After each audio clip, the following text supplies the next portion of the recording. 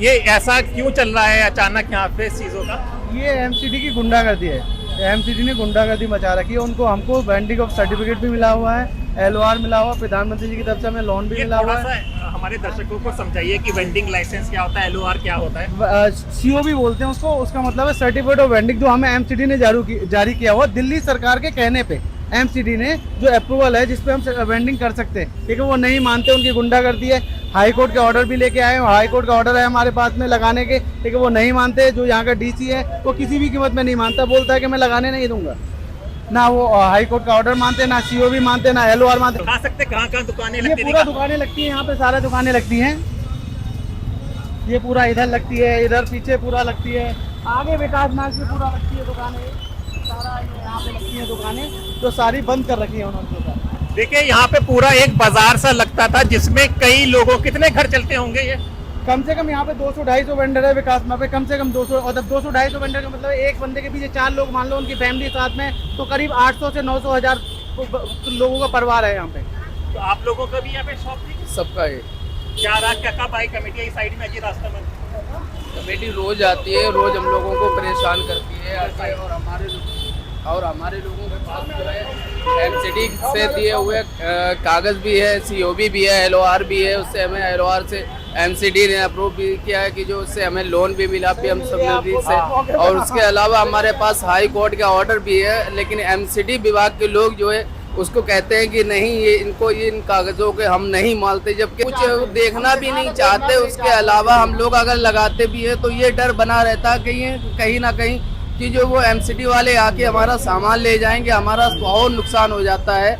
और उसके अलावा फिर वो लोग ये कहते हैं कि कम से कम 8 से 10 दिन में रेडी को छोड़ेंगे, और कम से कम जो है 8 से 10 हज़ार रुपये वहाँ पे जुर्माना भरे जाके। लेकिन उसके बावजूद हमारे पास कागज़ है और उनको हम महीने में पैसे भी देते हैं, लेकिन तब भी वो लोग नहीं मान रहे, किसी बात को मानने के लिए तैयार नहीं है। आपका भी यहीं पे दुकान?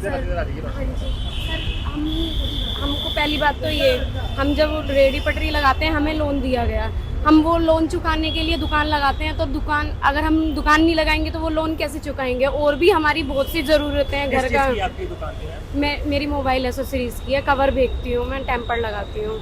अब ना तो लगाने दिया जा रहा है, लगा रहे हैं तो एमसीडी सामान उठा के ले जा रही है। तो कोई आपको नोटिस मिला था? कैसे? कोई नोटिस नहीं आया हमारे पास, बस यही हुआ कि इतने दिन से 1 हफ्ते पहले की दुकान नहीं लगेगी, ये एमसीडी वाले सामान उठा कर ले जाएंगे हमारा। तो इस चक्कर में हम दुकान भी नहीं लगा पा रहे हैं, और भी बहुत सी हम लोगों की ज़रूरतें हैं, बहुत सी चीज़ें हैं जो हम उसी से हम लोगों का घर चलता है। रेखा गुप्ता जी से कुछ कहना चाहेंगी? मैं तो बस यही कहना चाहूँगी कि मतलब कि या तो हमें जगह दें, नहीं तो इस सरकार से हट जाएं। वो हमें कोई बेनिफिट नहीं दे रही हैं। वो आई हैं जब से कुछ ना कुछ करे ही जा रही हैं वो।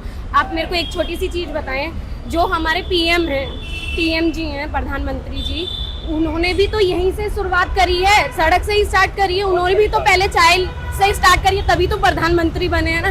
तो उनको तो हमारा दर्द समझना चाहिए ना, कि हम भी इंसान ही हैं उन्हीं की तरह। वो मतलब बड़े लेवल पे पहुंच गए हैं, तो इसका मतलब ये नहीं कि जिस जगह से उठे उस जगह को वो भूल जाएं और हमें बेदखल कर दें उस जगह से।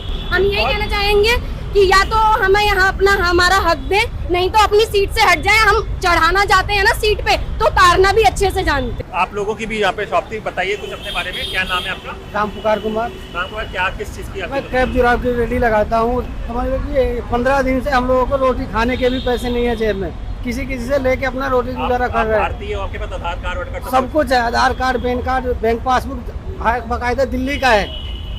दिल्ली के, और फिर आपके साथ कुछ आपको नोटिस मिला? कुछ नहीं, पटरी आपकी वापस की गई, ठेला किया गया, कुछ नहीं किया गया? कुछ नहीं किया गया, कोई नोटिस नहीं, कुछ भी नहीं। बस एमसीडी वालों की ये गुंडागर्दी है, बस हटाओ, बस हटाओ। तो अब तक परिवार फिर कैसे चल रहा है? अब किसी से दोस्त यार से ले दे के चला रहे हैं। अब लास्ट में वही करेंगे, जब नहीं मिलेगा तो उग्र प्रदर्शन होगा ही। आपका भी नहीं? मैं गोलगप्पे दुकान लगाता हूँ, शाम को करीबन 5-6 बजे आता हूँ, 5-6 बजे आता हूँ। उसके बाद अब क्या हो रहा है कि पहले तो एमसीडी और कमेटी परेशान कर रही थी, अब दुकान वाले, सामने वाले दुकान वाले परेशान कर रहे हैं। 1 हफ्ते से हमारा क्लियर नहीं लगने दे रहे हैं। ये फिर तो एक अमीर गरीब की लड़ाई हो रही है। हाँ सर, ये गरीब को नहीं रहने दिया जा रहा सर। अब दुकान वालों की गुंडागर्दी बढ़ गई है। मेरा स्टॉल लगता है यहाँ पे, मैं लगाता हूँ सैंडविच का, जिसमें प्रधानमंत्री स्वनिधि से लोन भी ले आऊँ। अगर वो लगने नहीं दे रहा है तो मैं किस तरीके से चुकाऊँगा? हमें अभी 1 वर्ष पहले इन्होंने प्रगति मैदान में बुलाया था सारे वेंडर्सों के लिए। तो उसमें प्रधानमंत्री स्वनिधि योजना का प्रचार भी किया था उन्होंने लोन के लिए कि आप लोन लीजिए, और लोन भी मिला। अब इन्होंने हमें वहाँ बुलाया और सम्मानित किया, उसका प्रमाण पत्र भी दिया हमारे लिए।